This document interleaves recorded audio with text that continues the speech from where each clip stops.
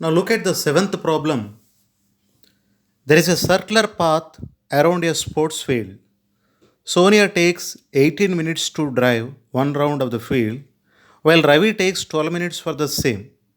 Suppose they both start at the same point at the same time and go in the same direction. After how many minutes will they meet again at the starting point? Now, here there is a circular path around a field. So the Sonia and Ravi, they both are moving in the same direction. Sonia has taken 18 minutes to cover the distance and Ravi has taken 12 minutes to cover it. Okay, now the question is after how many minutes will they meet again? They have started at the same point. Okay, so if they start from the same point and if they are moving around the path, after how many minutes they will come to the same point? That is the question. Okay, for this type of problem, we need to find the LCM of the given numbers, the given times 18 minutes and 12 minutes. So here, the time taken by Sonia to drive one round, okay, of the field is equal to 18 minutes. In the same way, time taken by Ravi to drive one round of the field is equal to 12 minutes. Now we need to find the LCM of 18 and 12 to give the time uh, at which they meet at the same starting point again. Okay, now we need to find the LCM of the given numbers 18 and 12 by the prime factorization method. What are the prime factors of 18 and 12? Here we have done the prime factorization. 18 is 2 into 3 square and 12 can be written as 2 square into 3. So as we have discussed in the previous class, what is the LCM? The LCM is the greatest power of each prime factor of the given numbers. So here the LCM is, here the prime factors of 2, the greatest power is 2 square, and among 3's the greatest power is 3 square. The greatest power is 2. So we need to multiply 2 square into 3 square, that is 2 into 2 into 3 into 3. 2 into 2 into 3 into 3, that is equal to 36. So thus they will meet again at the starting point after 36 minutes. So the time taken by Sonia and Ravi to meet at the same point is 36 minutes. Okay. Now let us go with the exercise 1.3. Here we need to prove that root 5 is irrational.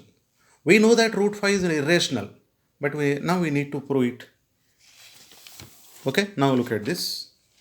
We need to prove root 5 is irrational. So we are going to do this proof in indirect method of proof, indirect process. So let us take the given number root 5 is rational. Okay, then any rational number can be written as in the form of p by q, written in the form of p by q. So let us take a by b. Let, if it is a rational number, let us write it as a by b, where a and b are co-primes and b is, the denominator b is not equal to 0. Do you know what is meant by co-primes? So the numbers, two numbers are said to be co-primes if they don't have any common factor. Okay, here a b are co-primes means, it means a and b do not have any common factors. Okay, now look at this. We can write this as a is equal to root 5b. By squaring on both sides, we get a square is equal to 5b square.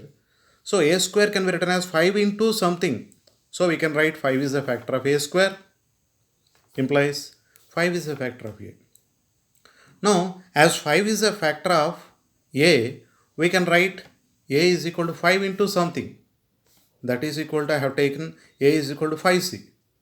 Now let us substitute this a is equal to 5c in the first equation. We get a square, 5c whole square is equal to 5b square. Now we can write it as 25c square is equal to 5b square, that is 5c square is equal to b square. Now b square is equal to 5 into something. Now from this step we can write 5 is a factor of b square. As 5 is a factor of b square, we can write 5 is a factor of b also. So look at these two equations. In the second equation 5 is a factor of a.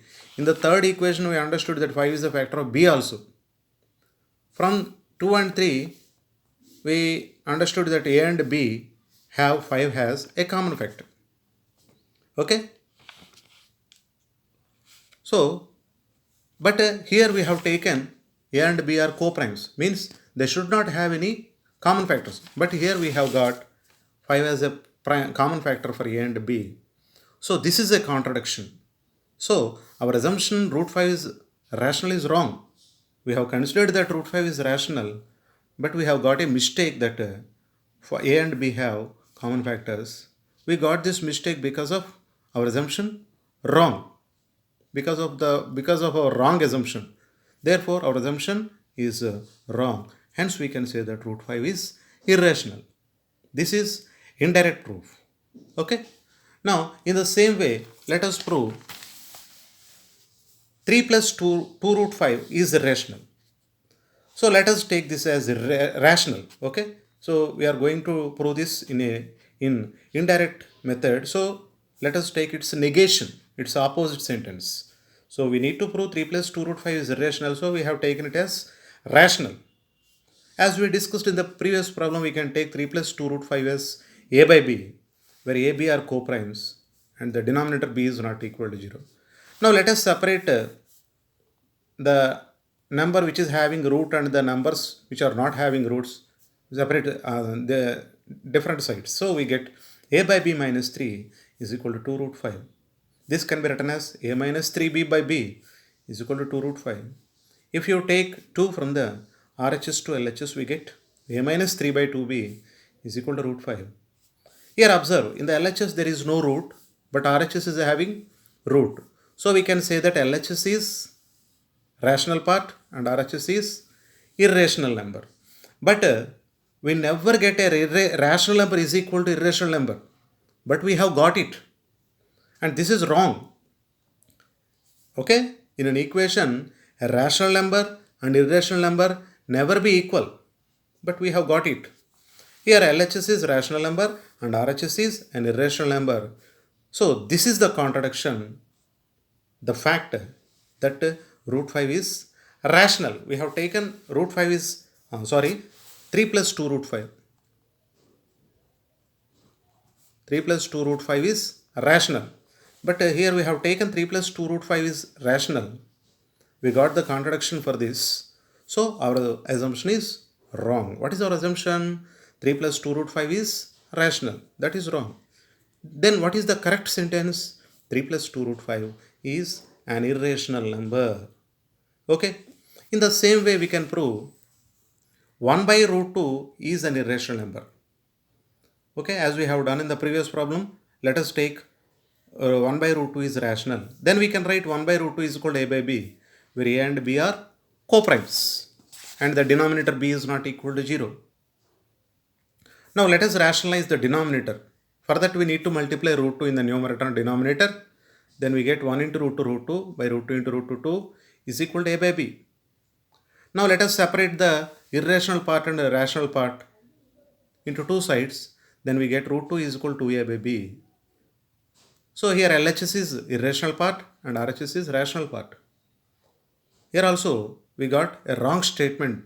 Why? Because in any equation an irrational number never be equal with the rational. But we have got it. Okay. So we can say that this is a contradiction for our assumption. What is our assumption? 1 by root 2 is rational. Therefore we can say that 1 by root 2 is irrational. Okay. So by using this procedure, we can do many problems. We can prove any irrational number by this procedure. Okay. Thank you. Have a nice day.